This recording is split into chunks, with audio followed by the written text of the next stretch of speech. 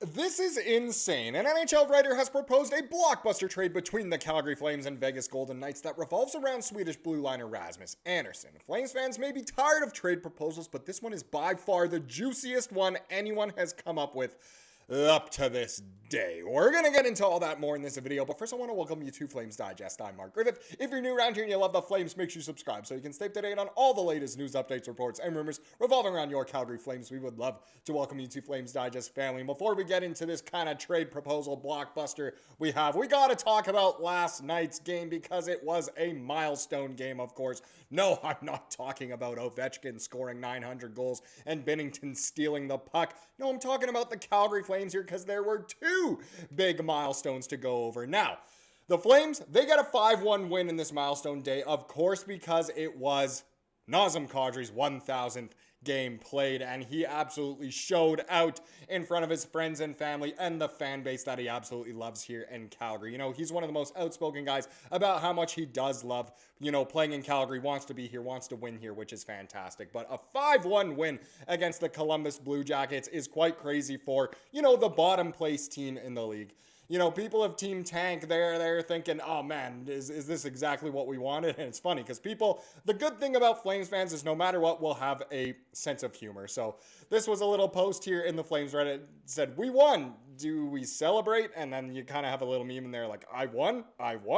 Wait a minute, I'm not supposed to win. Person with the Flames logo there, of course. And it is true, a lot of people don't want to see the Flames rack up a bunch of points. It's definitely the majority of the fan base at this point. But, on a special evening like Kadri's 1,000th game, it's not exactly the worst thing in the world to have easily the Flames' best game of the season. You know what? I honestly thought no one played terribly. Some players stood out. Obviously, Kadri did. Wolfie had a great bounce back after he's had a shaky start to the season. Morgan Frost was absolutely electric last night, not to mention a bunch of other guys. So why don't we take a little look at the box score here? Wolfie, he gets the win, obviously. He made 42 saves on 43 shots against in this one. Absolutely phenomenal. It went for the goalie goal as well. We've seen a lot of goalies attempt that over the past few days now. Wolfie went for it, obviously. Wasn't credited with the Gino. It didn't go in, obviously. But either way, fantastic to see Wolf have easily his statistically best performance of the year. And overall, I'd say, his best performance of the year, no matter which way you look at it. 42 saves in 60 minutes. Not too bad at all for the man that we go woo to at the Dome. Now, there were a bunch of skaters who got on the score sheet. Thankfully, that's what happens when you do drop 5 goals. And no one actually had a multi-point game, so the Flames really spread the wealth in this one. Veterans, Backlund and Coleman, they both get goals on the night. Fantastic. As we said, Kadri gets a goal in his 1,000th game. Amazing. Klapka gets on the board, as did Frost. Frost got on the board in the first minute of the game. So really, a unique group of forwards there all getting goals, which was fantastic. But the highlight, Kadri, that pass from Farabee, Kadri to just go top shelf in front of everyone was so nice in his milestone game. It was wonderful to witness. The guys who got on the score sheet in terms of assists, we had Rasmus Andersson, Sammy Honzik, Jonathan Huberdeau, Matty Coronato, Joel Hanley, and Joel Farabee. The Joels at the end there all getting assists. But the main one, the other milestone for the Flames last night was Yan Kuznetsov. In his first game of the season with the Flames, he gets his first NHL point, his first NHL assist. So a big congratulations to Yan. Honestly, not a lot of people thought he would be in after instantly getting recalled. Maybe they thought someone else might be scratched, or they would play and he would be scratched. Obviously, it was Parekh and Bean were the odd man out last night. Was it Parekh and Bean? I think it was Parekh and Bean were the odd man out last night. But congratulations to Yan. Fantastic to see. Maybe he'll get a bigger role with the Flames this season. He honestly looked pretty good last night and got rewarded with his first NHL point. So even if you're 100% Team Tank, it's still fun to get a win every now and then. Now let's get into the really juicy part of this and talk about this blockbuster. And yes, we've gone over Rasmus Andersson trade rumors like they're the most giving thing in the world. And honestly, you might never run out of them until he actually does get traded. And even then, you never know. Are the Flames still getting linked to Dylan Cousins? Probably at some point. But we have an interesting article here from Jesse Courville Lynch.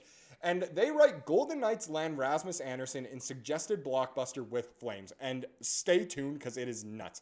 So he writes, the Vegas Golden Knights and Calgary Flames seem to have different goals as the 2025-26 campaign moves along, with the Knights looking to make a push for a Stanley Cup, while the Flames seem poised to finish near the bottom of the standings and could be forced to be sellers at the 2026 trade deadline. All signs do point to that.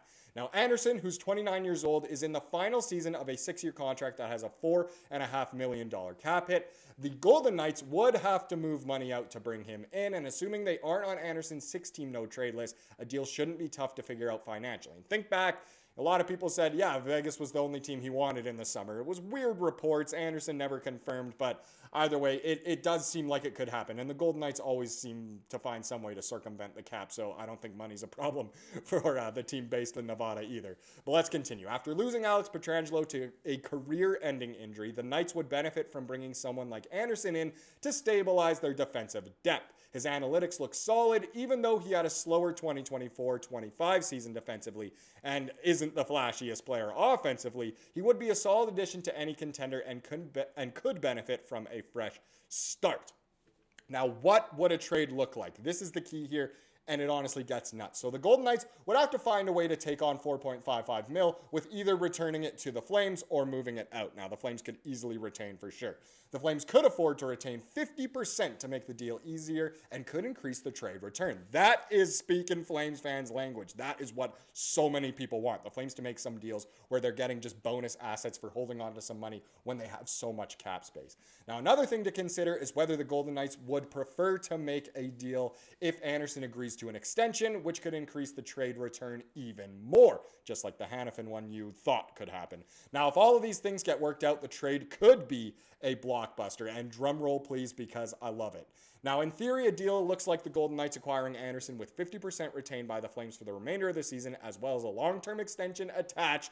Lots of variables in there, but they're all good for the Flames, in exchange for Brett Howden, Raphael Lavoie, Jakub Wozniak, their 2027 first-round pick, their 2026 second-round pick, and their 2028 third-round pick.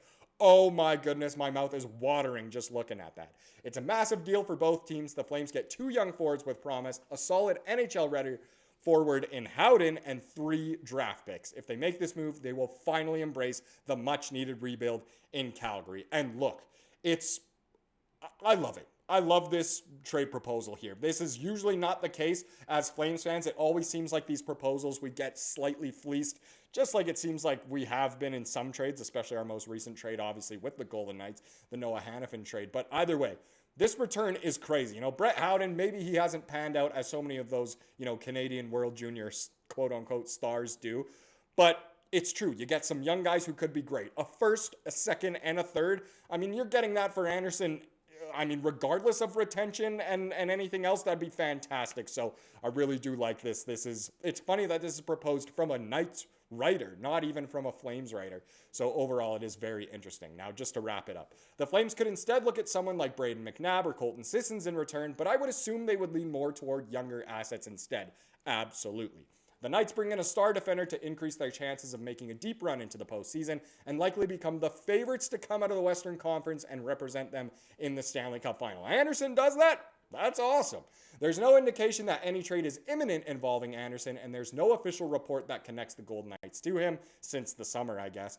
I would assume the Flames gauge interest for Andersson closer to the deadline if they are still on the outside of the playoff picture looking in, and it wouldn't be a surprise to see the Golden Knights pursue him, as it seems like the Knights pursue pretty much anyone that is available. But overall, there's so many different factors that come into play, so many variables, depending on the Flames' performance, Andersson's performance. Do we really want to totally, sell everyone and kind of quote-unquote tank, or, is Andersson worth all that? I mean, if that was proposed right now, I'd have a hard time saying no, but I'm obviously not Craig Conroy. But please let me know what you think about this trade proposal in general, and if you have any other ideas for a potential Rasmus Andersson trade, you can let me know down below in the comments. And speaking of comments, let's get into the comment of the day to wrap up this video, as we love to do here on the channel. It comes from yesterday's video, of course, and this was just such a, bog standard comment in the way of every Flames fan knows exactly exactly what this guy means. But Legion says, not remembering things is a necessity of being a Flames fan. We're the type of fan base who,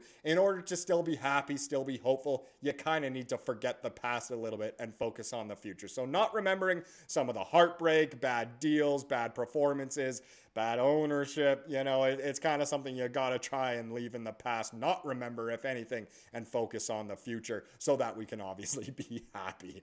Thank you so much for watching this video. Please subscribe to what you saw here today and have a wonderful rest of your day.